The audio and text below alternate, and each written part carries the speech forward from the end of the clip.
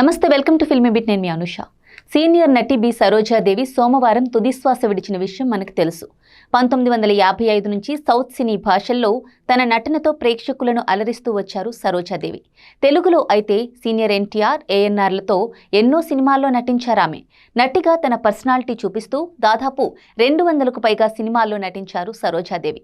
అనారోగ్య సమస్యలతో బాధపడుతున్న ఆమె జూలై 14న తుదిశ్వాస విడిచారు. అయితే తన మృతి చెందినా కూడా మరొకరికి తన కంటి వెలుగు అవ్వాలని అనుకున్నారు. ఈ క్రమంలో ఆమె తన నేత్రదానానికి ముందే అంగీకరించారు. తను రెగ్యులర్గా వెళ్లే నారాయణ నేత్రాలయంకి తాను చనిపోయాక తన కళ్ళు తీసుకొని ఇతరులకు పెట్టాలని ఆమె చెప్పారట. ఆమె కోరిక ప్రకారమే సరోజాదేవి కార్నియా తీసి భద్రపరిచినట్టు తెలుస్తోంది. ఈ విషయాన్ని నారాయణ నేత్రాలయ హాస్పిటల్ టీం వెల్లడించారు. అంతేకాదు, త్వరలోనే ఇవి ఇతరులకు అమర్చుతామని డాక్టర్లు చెబుతున్నారు. సరోజాదేవి మంచి మనసు తెలుసుకున్న సినీ ప్రియులు ఆమె మంచి మనసుకు హ్యాట్స్ ఆఫ్ చెప్తున్నారు. జూలై 13 ఆదివారం ప్రముఖ తెలుగు నటుడు కోట శ్రీనివాసరావు కన్నుమూశారు. ఆయన మరణ విషాదం నుంచి పరిశ్రమ కోలుకోక ముందే సరోజాదేవి మృతి పరిశ్రమను శోక సంద్రంలో ముంచివేసింది.